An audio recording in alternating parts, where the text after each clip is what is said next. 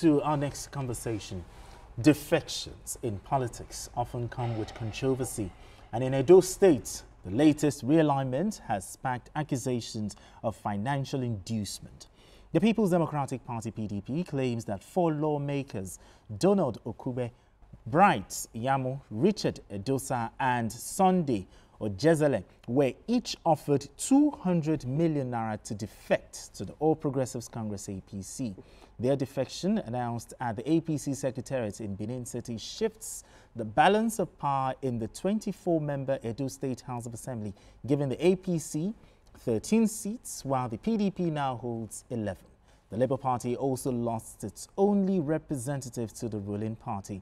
While the PDP has condemned the move, accusing Governor Monday Okwebolo of using state funds for political gains, the defecting lawmakers insist their decision was driven by internal crisis within the PDP.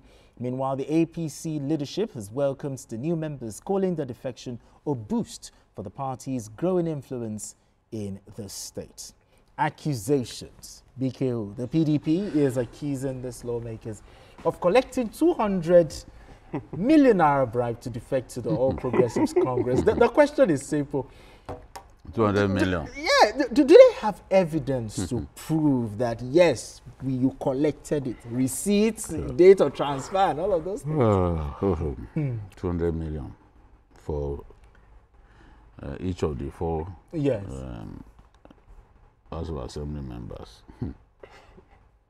I don't know any governor who spend that kind of money just to get 4. That's almost 1 billion. Yeah, 800 million. For just 4 individuals. Even if by having those 4 individuals is guaranteed of re-election, he still will not spend that kind of money. He still will not spend that kind of money. You see, the thing is, the governor is of the APC. When a governor comes into office with the rival party having majority of the lawmakers, he will do whatever it takes to alter the entire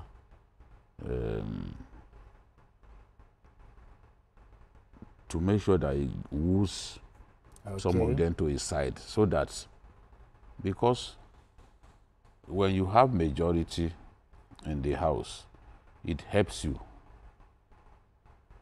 to get some of your ideas passed. So there's nothing so nightmarish for a governor or even a president than to have a legislature that is very adversarial. And if the governor doesn't make moves to woo them to his side, every time they will be quarreling, and it will be difficult for him to achieve much. We saw what happened to Balarabe Musa in the 80s. Second Republic. The Second Republic. Invariably, they impeached him. He had to run the state without commissioners because they won't clear his commissioners. They didn't like his style. You know, he was a Marxist and all that, and was stubborn. So invariably, they got fed up of the man's attitude, and they had to impeach him. Became the first Nigerian governor to be impeached. It's not easy to impeach a governor, but a governor would not even wait until he's impeached. If he can see that he has not got enough support, he will do his best to bring them to his side. I'm sure that Okwebolo is doing that. He knows that that is the best thing that he can do. Others have also done that. Invariably, many more will move to his side. It is 13-11 now. I can guarantee you that as we go on, some of those 11 will still join. Because those who have joined will tell now we are no longer in opposition. Come and join us. Others will still come and join until he has what constitutes an overwhelming majority. That is when you will have that rest of mind. People should not deceive themselves. Any governor in his position will do that. Look at the battle they've been having over House of Assembly, local government chairmen too. They are doing their best to get some of the local government chairmen to come to their side. Otherwise, some governor will simply dissolve the local governments and then plant their own people. So this is Nigerian politics. This is how they run the show. There's no governor who will be happy to have an House of Assembly that he does not have some level of majority. Yes, so that's what is happening. But I do not believe that he can spend that kind of money. 200 million. 800 million. 800 million. On just 4 individuals. So that means if he's going to get the remaining 11 to his side, that means the state's entire budget will be gone. Your thoughts here, please. Well, for me, if they believe that he bribed, he gave them 200 million, they should come and prove it now.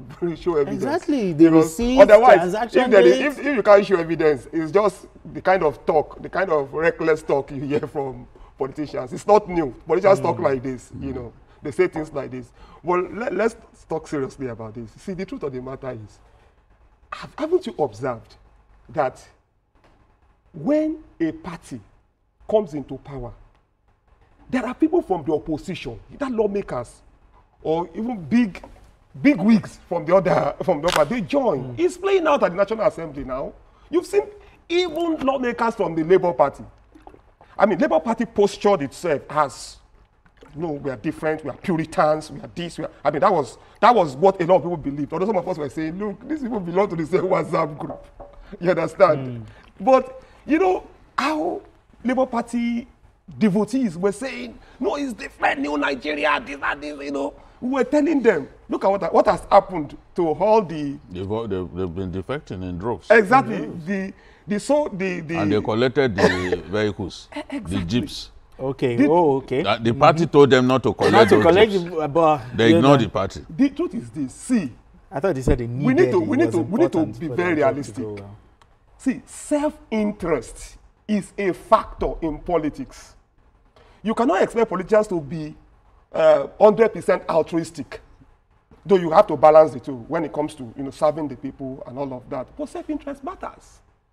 What we need, their defection is not my problem. It should not be anybody's problem. Okay. What should be the concern of Nigerians is how well are they representing their constituencies. If you want to judge them on that basis, then let us judge them. I mean, if there are complaints that these people are not repping their constituents well, or they are involved in some misconduct or whatever it is, but that people are even look at the immediate past governor.